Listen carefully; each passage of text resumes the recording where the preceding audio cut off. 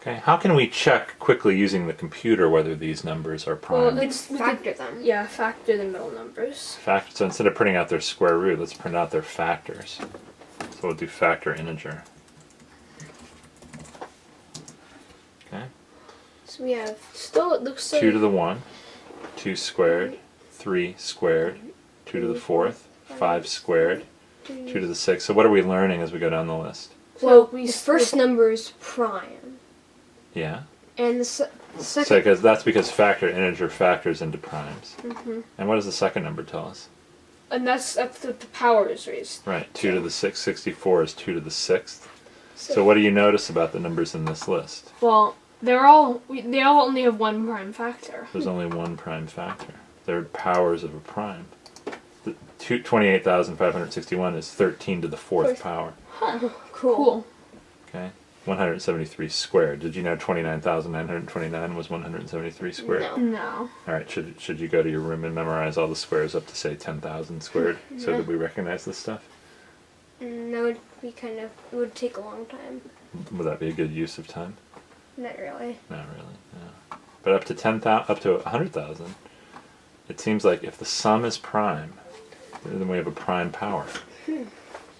What about up to 1,000,000? Million. Think the computer can do it? Hopefully. That's Still doing it. takes a while. Seems like that was it. No. Nope. Nope. More. Any more? It's just taking a while. Well, it's almost there. Yeah, it's done now. So our largest one was 829,921, which was 911 squared. Okay, but you see on the list we always only got one prime factor. Yeah, cool. Cool. So it tells us something's going on here with these sums. There's something special about these sums. And tomorrow we're going to learn a formula. And we're going to see why.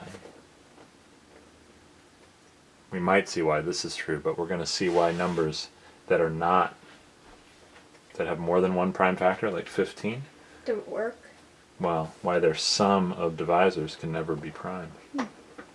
It's pretty interesting. So there's a lot of interesting structure going on here. Alright. Okay.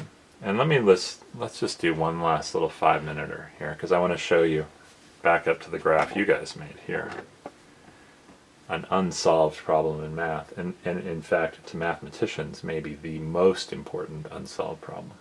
Alright. Okay? Okay.